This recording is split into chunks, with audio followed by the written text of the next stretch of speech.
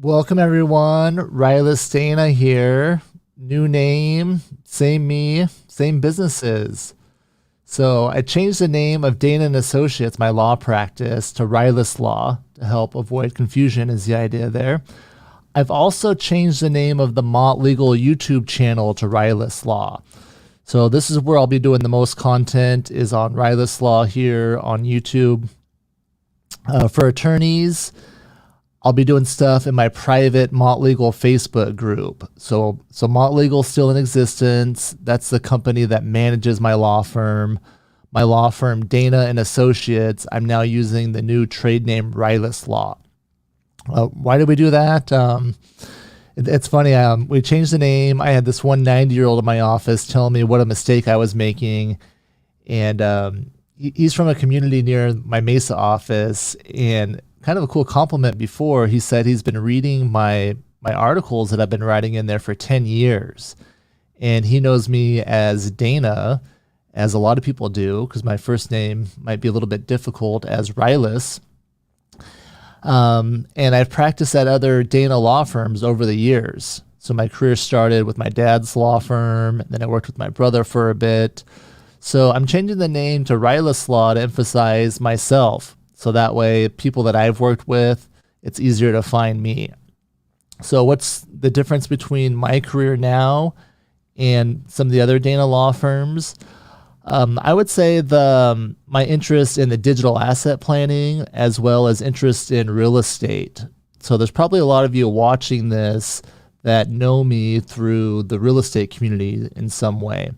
So there's probably a lot from sub 2, so Paces community. If that's true, you can leave a 2 or your sub 2 down in the comments, or maybe from the Astro community or the Britt Daniels TTP. I've been lucky enough to be on the wholesale hotline, to be a part of their network, and with some other great people on YouTube as well. So love YouTube. I love the fact that you can take in specific content and kind of see what your friends are doing that way.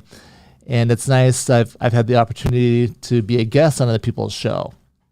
So I haven't gone live for a little while.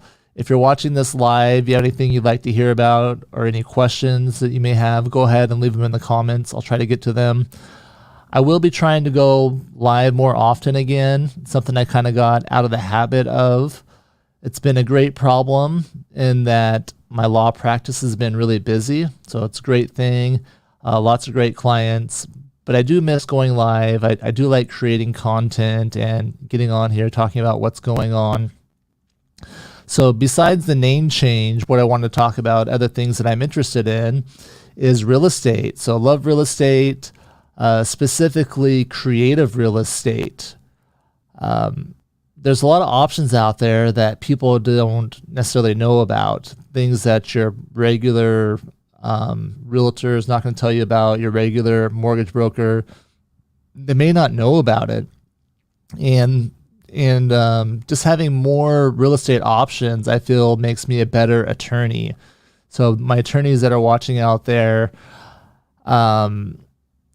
especially the probate and estate planning attorneys, people in the same industry, one of the things that we're often dealing with is real estate. It's usually a house that triggers a probate after someone passes away. So the more tools that you have in your toolbox to be able to solve these problems, I feel like makes you a better attorney, and is the type of attorney that you should want to work with if you're administering your family's estate. If you had someone that passed away and you might be in one of these situations. So let's talk just briefly today about seller finance. So a lot of people don't realize that if you own a house, you can, instead of just selling that house or renting that house, there's other ways that you can use that house to make money. So I think selling it and renting it is kind of the most obvious thing. You know, if you sell it, you transfer the deed, you transfer ownership, and you get money in exchange. Or if you're renting the property, you hold the deed, you have the ownership, and instead of living in the house yourself, or maybe you also live there, but you're renting the house out as a way to get income. Now, if you have an income property, a house that you're renting out, if you no longer want to be a landlord, a good option maybe is to hold the note to become the bank. So sell the house, transfer the deed and the ownership, but record a note just like the banks do, where you have a security interest. And if you don't get paid, you take the house back. So that keeps you secure. But now you're using that asset. Well, you've changed your position to holding the debt on the asset. I like this as an option, as I have clients where they've acquired real estate portfolios and they're in the process of kind of winding down. A lot of them would love their kids to run the business, but they may not always have an interest in it or may not be competent enough. So that's a big question to ask. If you have rental properties, are your loved ones going to be able to manage those things, or is it a good idea to get into something more passive that's easier for them to manage? So that's when you might consider selling on terms. This is also possible. There's creative finance strategies that are possible if you have a mortgage on your house.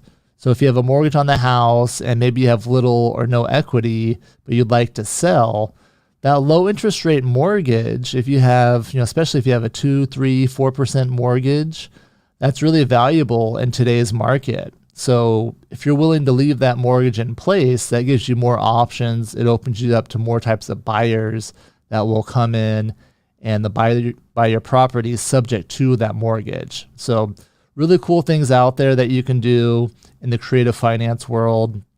So it's something that I'm interested in, not just as an attorney, as a way to help my clients solve problems, but it's also something I'm interested in as an investor myself. So if you're here in the Phoenix market, put me on your list. If you're running across any of these creative finance deals, sub-2 deals, I'll happily pay you an assignment fee if you got something locked up. Or if you need help closing a deal, if you have sellers that are interested in selling like this, but you don't know exactly how to structure it, reach out to me and I can help you close that deal. And we'll also get you paid. So good stuff out there, really fun. Let me know in the comments what topics you'd like to hear about. I'll be going live on here more often. We'll do some of the basics again. We'll talk about probate, what it is, how to avoid it, and how to navigate it if you're an investor, right? If you're approaching someone, if you're interested in buying a property that is part of an estate or is owned by the owner on title is deceased, or maybe it's in a trust. We'll be talking about those things. Also talk about some estate planning strategies. Some of the most popular videos on my channel have been the advanced estate planning videos.